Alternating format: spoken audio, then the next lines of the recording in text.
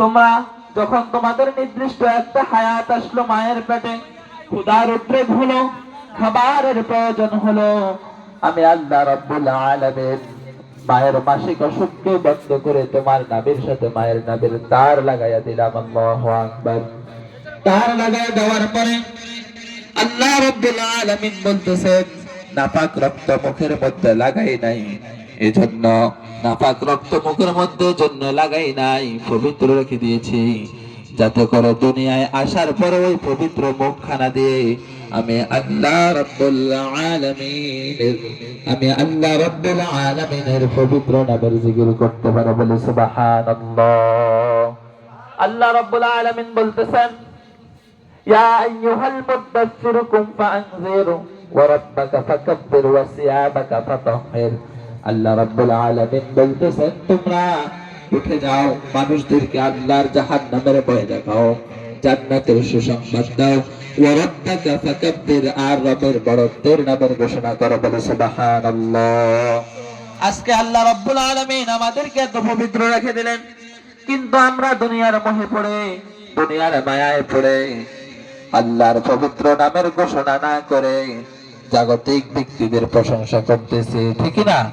এজন্য আল্লাহ রাব্বুল আলামিন বলেন, কাইফা তাকফুরুনা বিল্লাহ, কিভাবে তোমরা আল্লাহকে অস্বীকার করো। ওয়া কুনতুম আমওয়াতান, তোমরা ছিলে মৃত, ওয়া কুনতুম আমওয়াতান ফাআহইয়াকুম, সেখান থেকে তোমাদেরকে জীবিত করলাম, সুম্মা ইউমীতুকুম, আবার তোমাদেরকে মৃত্যু দান করব, সুম্মা ইউহয়িকুম সুম্মা ইলাইহি তুরজাউন, এরপর আস্তে করে তোমাদেরকে আমি আল্লাহ রাব্বুল আলামিনের কাছে আসতে হবে। বলে সুবহানাল্লাহ।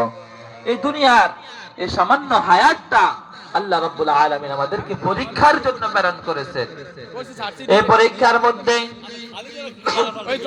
আমাদের যারা আমরা পরীক্ষা দেই, পরীক্ষার হলের মধ্যে সময় দেয় 3 ঘন্টা। কত ঘন্টা? একটু কথা বলেন, কত ঘন্টা? 3 ঘন্টা। এই 3 ঘন্টার সময় ওই পরীক্ষার্থীর জন্য অত্যন্ত গুরুত্বপূর্ণ। প্রত্যেকটা মিনিট, প্রত্যেকটা সেকেন্ড, প্রত্যেকটা মুহূর্ত ছাত্রের জন্য গুরুত্ব রয়েছে। আল্লাহ রাব্বুল আলামিন পুত্র আমাদেরকে পরীক্ষাগারের মধ্যে প্রেরণ করে, পরীক্ষাগারের মধ্যে প্রেরণ করে আল্লাহ রাব্বুল আলামিন বুঝাতে চাচ্ছে, বান্দা তোমার যখন বুঝ শক্তি হলো, যখন তুমি বুঝতে পারতেছ, তখন থেকে তোমরা আল্লাহ রাব্বুল আলামিনের ইবাদত করতে পারবা না, এবং অন্যায় অবিচার অত্যাচারের সাথে তোমরা সামঞ্জস্য রাখতে পারো না। বলি সুবহানাল্লাহ। এজন্য যেহেতু যুব সমাজের মাহফিল, আর রাসূল আকরাম সাল্লাল্লাহু আলাইহি ওয়াসাল্লাম বলেছেন, কাল কিয়ামতের ময়দানে আল্লাহর আরশের নিচে যারা ছায়া পাবে এমন 7 শ্রেণীর মানুষ, এর মধ্যে অন্যতম হচ্ছে ওয়াশাবুন নাশাআ ফি ইবাদাতিল্লাহ, ওই যুবক, যে যুবক তার যৌবন বয়সটা আল্লাহ রাব্বুল আলামিনের ইবাদতে কাটায়। বলে সুবহানাল্লাহ।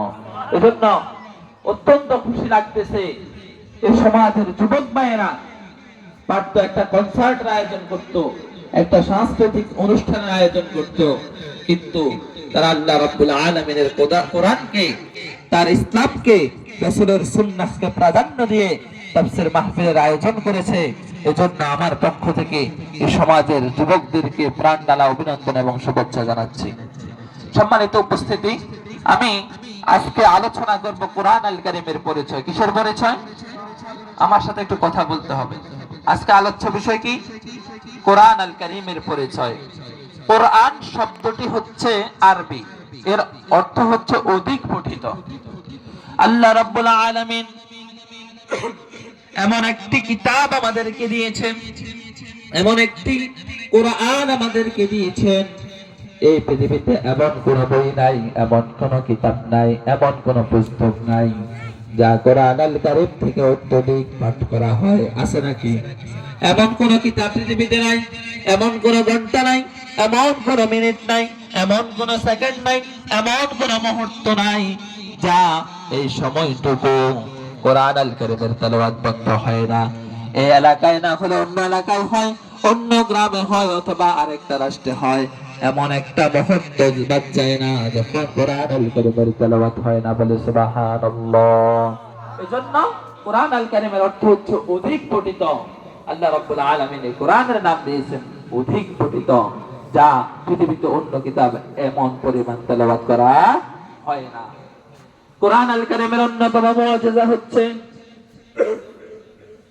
এই পৃথিবীতে বাইবেলের কোন হাফেজ নাই, আছে নাকি? জিন্দা বিস্তার কোন হাফেজ নাই, ত্রিপিটকের কোন হাফেজ নাই, রামায়ণের কোন হাফেজ নাই, কিন্তু একটি মাত্র ধর্মগ্রন্থ, সেই ধর্মগ্রন্থের নাম হচ্ছে আল কোরআন। এই কোরআনের অসংখ্য হাফেজ এই পৃথিবীতে রয়েছে, বলে সুবহানাল্লাহ। আন্তর্জাতিক হিসাবে আমাদের এই মণিপুর সিতুশি সাহারাস্তি নয়, আন্তর্জাতিক হিসাবে যারা আন্তর্জাতিক কনফারেন্সে যাবে সেখানে বিসমিল্লাহ পড়ে শুরু করবে, মিনাল জিন্নাতি ওয়ান নাস বলে শেষ করবে, একটা লোকমা খাবে না। এই মানের হাফেজ বর্তমান বিশ্বে 7 কোটির উপর, বলে সুবহানাল্লাহ। কত কোটি? 7 কোটির উপরে হাফেজ কোরআন এই পৃথিবীতে। এটা কোরআন আল কারীমের অন্যতম একটা মুআজিজা। আল্লাহ রাব্বুল আলামিন বলেন, আর-রাহমানু আল্লামাল কুরআন খালাকাল ইনসান আল্লামাহুল বায়ান। আল্লাহ তাআলা বলেন আর-রহমান, তিনি দয়াময়, তিনি অত্যধিক দয়াময়।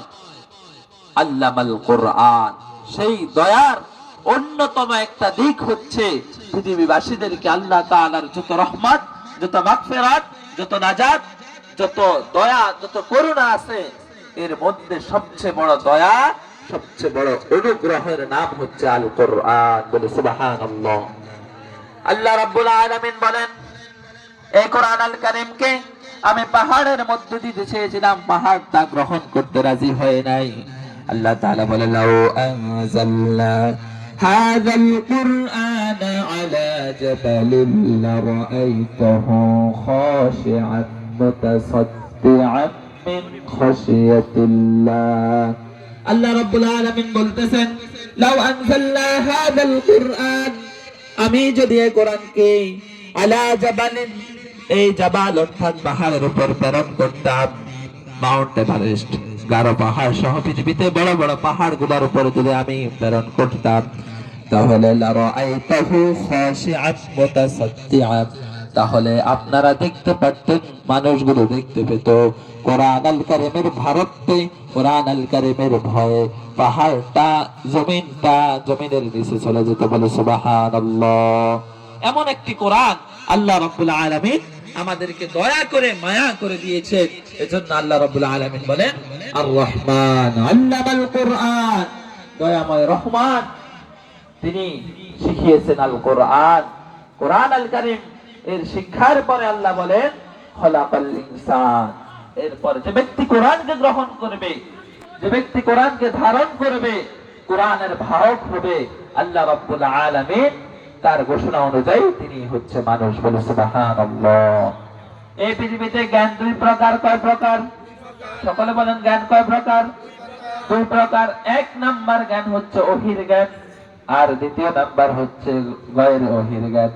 অর্থাৎ 1 নাম্বার ওহির জ্ঞান হচ্ছে কোরআন আল কারীমের জ্ঞান, আর দ্বিতীয় নাম্বার যে জ্ঞানটা, যে লেখা, সেটা হচ্ছে মানুষের মন মস্তিষ্কের জ্ঞান। আল্লাহ রাব্বুল আলামিন বলতেছেন, ওয়ামা উতিতুম মিনাল ইলমি ইল্লা কলিলা।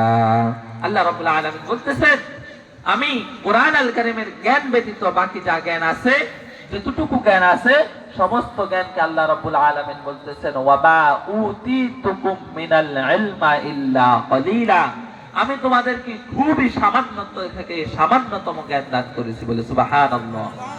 এই সামান্যর ব্যাখ্যা হচ্ছে, আটলান্টিক মহাসাগরে একটা চড়ুই পাখি, নাম কি শুনেছি? একটা চড়ুই পাখি তার ছুটিটা ডুবাইয়ে কতটুকু পানি আনতে পারবে বলেন তো? একটু না। আটলান্টিক মহাসাগর টেরও পাবে না যে কোন একটা পাখির ছুটিটা ঠোঁটটা পানির মধ্যে প্রবেশ করেছে। আল্লাহ রাব্বুল আলামিনের ওয়ামা উতিতুকুম মিনাল ইলমি ইল্লা কলিলা, এই আয়াতের ব্যাখ্যায় মুফাসসিরিনে কেরাম বলতেছেন, আটলান্টিক মহাসাগরের সমস্ত পানির মধ্যে একটা চড়ুই পাখি তার ঠোঁট দিয়ে যে পানিটুকু আনবে, এই পানিটুকুর পরিমাণ যা মাশরিক থেকে মাগরিব, শিমাল থেকে জনম, পৃথিবীর শুরু থেকে শেষ দক্ষিণ মেরু থেকে উত্তর মেরু, পশ্চিম মেরু থেকে পূর্ব মেরু, পৃথিবীতে মানুষ যা আসছে, আছে এবং আসবে, যা জ্ঞান, যা ইলম আছে, এই সমস্ত ইলমের পরিমাণ হচ্ছে ওই পাখির ঠোঁটের পরিমাণ। আর আল্লাহ রাব্বুল আলামিনের ওহির জ্ঞান, আল্লাহ রাব্বুল আলামিনের বিশাল জ্ঞান হচ্ছে আটলান্টিক সাগরের সে মহা অতল পানি রাশি। বলে সুবহানাল্লাহ।